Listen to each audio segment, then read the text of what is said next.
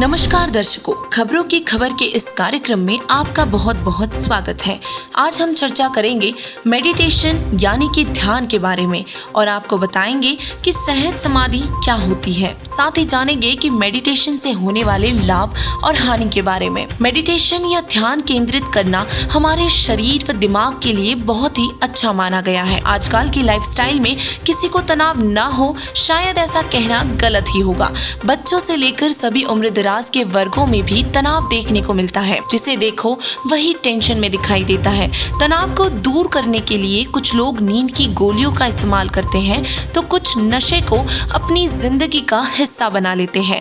कुछ लोग घूमने फिरने से टेंशन कम करने की कोशिश करते हैं।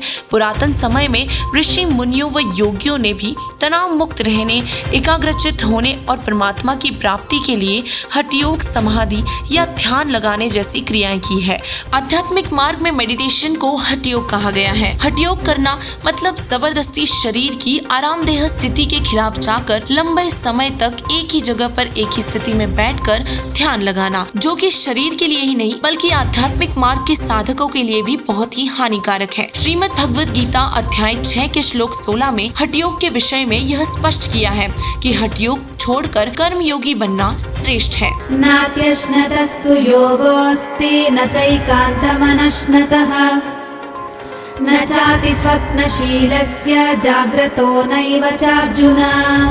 गीता जी के अध्याय 6 के श्लोक 16 में कहा है कि एकांत में बैठकर विशेष आसन बिछाकर साधना करना वास्तव में श्रेष्ठ नहीं है। इसीलिए हे अर्जुन, इसके विपरीत उस पूर्ण परमात्मा को प्राप्त करने वाली भक्ति न तो एकांत स्थान पर विशेष आसन या मुद्रा में बैठने से तथा न ही अत्यधिक खाने वाले की और न बिल्कुल न खाने वाले अर्थात व्रत रखने वाले की तथा न ही बहुत शयन करने वाले की तथा न ही हट करके अधिक जागने वाले की सिद्ध होती है। कहीं मेडिटेशन करना तप करने के समान तो नहीं है। मेडिटेशन करना एक तरह से तप करने के समान ही है। जो भगवान प्राप्ति के उद्देश्य से समाधि अभ्यास करते हैं वह उनका तप बन जाता है, परंतु किसी भी सदग्रंथ में तप करने को नहीं कहा गया है, जिससे यह सिद्ध होता है कि आध्यात्मिक मार्ग में तप करना मना है।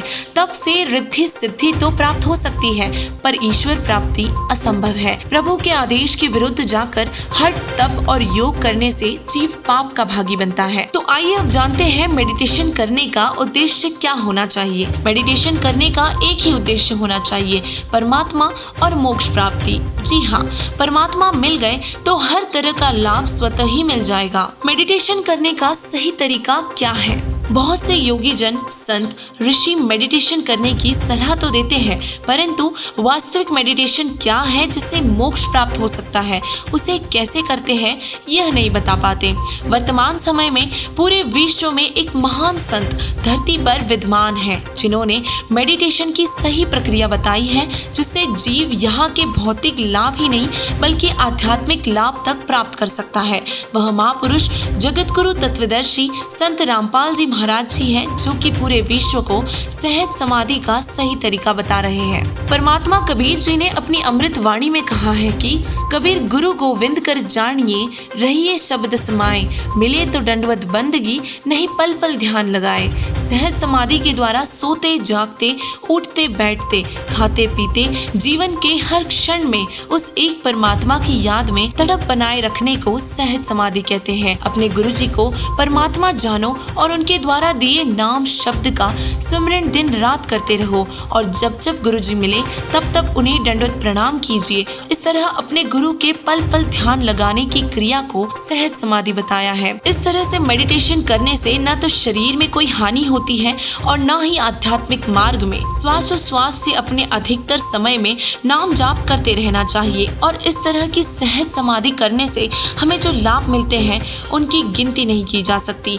ये कलयुग के मध्य का गोल्डन पीरियड चल रहा है, जो कि युगों पर्यंत मिलता है। तो अब आपको केवल उस संत की शरण में जाकर उनके द्वारा दी जा रही भक्ति विधि तथा नाम मंत्रों को प्राप्त करना है, जिन्हें प्राप्त करके आप सहज समाधिष्ठ होकर अपने जीवन को धन्य बना सकते हैं।